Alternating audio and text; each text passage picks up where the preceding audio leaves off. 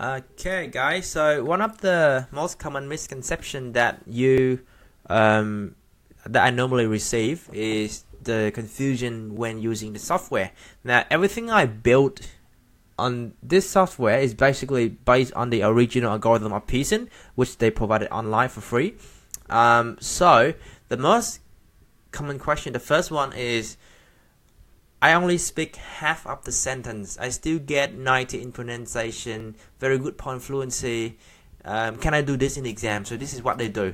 Okay, I'll do a demo. So normally they speak like half the sentence. Modern buildings have to achieve certain performance requirements, at least to satisfy those who building code to provide a safe, healthy, and comfortable environment. Now, you can see that the now let's try one more time. Let's try one more time. Modern buildings have to achieve certain performance requirements, at least to satisfy those who building code. Okay, as you can see, I have a pretty good pronunciation, fluency 90, final 74, and they asked me this question: can I do this in the exam? Now, the answer is yes, you can, and you will still get pretty good score for this question. But the thing is, if you take a look here, this question carries mark for speaking about 25% and reading about 24%. This is called cross marking. So basically, everybody need all bands. Okay, so this is the reason why Pearson implement cross marking, because they know that people can actually use this trick to get away with the speaking. So they implement the cross marking. You need to have content. The content point will contribute to your reading score. So even if you can get, let's say, about 70, if you're aiming for 65, and if you can get like 70 or 74 here, okay, that doesn't mean that you're gonna pass 65 in reading. You lose a lot of points in reading if you use this one. The reason is pronunciation and content are scored separately. Content is basically, let's say, the word buildings. The ending sound that distinguishes the word, the plural building from the singular building, is the content. So if you say modern building without the S, you're not gonna have content, but you will still have pronunciation. Okay, so these two are separately marked. Now, pronunciation, basically, let's say you say modern buildings have to achieve certain performance requirements.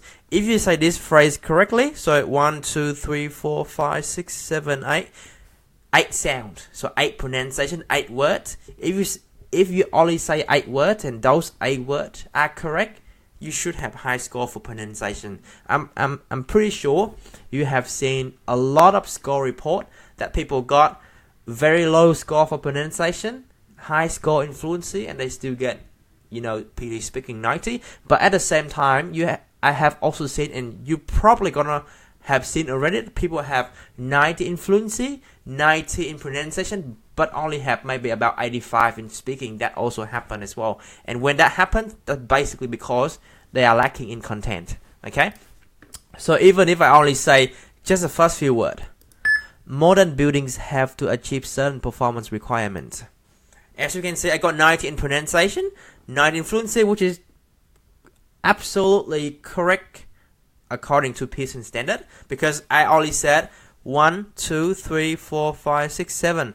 I only say 7 words, and those 7 words are correctly pronounced. So by mathematics, I should have 90 in pronunciation, but my final is 76. Some of you might say, oh, that's pretty good score. Now, with 20 part of content, you're not gonna pass reading. Okay, you're not gonna pass reading, and that is the reason why Pearson implement cross marking to stop people from doing this. And this is the best part about my software. You can play around with it, okay, and find a trick. You can also find a trick yourself, because everything is built according to Pearson standard. So you can play around with the software and see the best result for yourself. Everything that you do, and if it works here, it's gonna work in the exam. You can 100% rest assured, because I have been teaching PT for 5 years. I have 2,000 of students. You can also see my Facebook fan page, and I spent 2 years developing this software. After a lot of trial and error, I have gone to a lot of tests, and I've done several mock exams as well of Pearson to come out with this final software. It's a complete package. So play around with it. Try to pass the software. You're gonna pass in the real exam. Okay. Now, next one is a fluency. How is a fluency score? Now, how do you improve the fluency actually? with my software and also with Pearson, with many other PTE website and software on the internet, they basically measure your fluency based on, I'm not sure what technology they use, but the technology that I use, okay, measure your hesitation, the gap between your word, and also your the confidence in using the English. So let's say if you pronounce a word, let's say you pronounce performance, but maybe you mispronounce, you say performance. And if my machine takes too long to understand you, that might also decrease your pronunciation and fluency. And that's the most beautiful part about it. So to improve the fluency in the PTE exam, as long as on my software, try to speak, yes, a little bit fast, but not too fast, okay? But speak in a deeper voice, deeper voice, okay? So normally people say modern buildings have to achieve certain performance requirements, but you notice in every of my video, including the video that I make on the original test of Pearson, my pronunciation are complete and deep. My voice is deep, like really deep. Okay, let's give you a demo. Modern buildings have to achieve certain performance requirements, at least to satisfy those of building code to provide a safe, healthy, and comfortable environment. However, these conditioned environments demand resources in energy and materials, which are both limited in supply to build and operate. You can see how deep my voice is, so that's why I got a high score in fluency.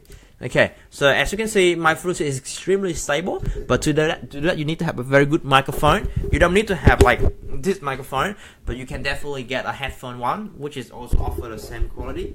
And if you got low score in fluency in my software, you're not gonna get high score in the real exam. So make sure, okay, only go to the real exam only when you pass the score here, and trying to do, let's say, 3 or 4 mock exam on my server. It's a bit hard in the re-exam.